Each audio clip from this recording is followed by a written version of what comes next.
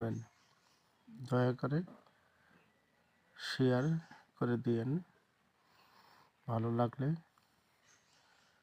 আপনারা এই খেলা খেলছেন কিনা তা কমেন্টে জানাবেন। আশা করি আমার কথাটা বুঝতে পারছেন। বুঝে থাকলে অবশ্যই কমেন্ট করে জানাবেন। আর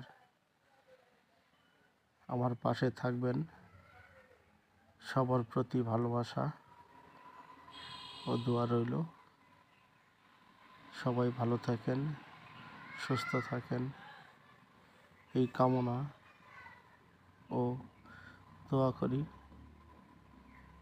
আশা করি আপনারা আমার পাশে থাকবেন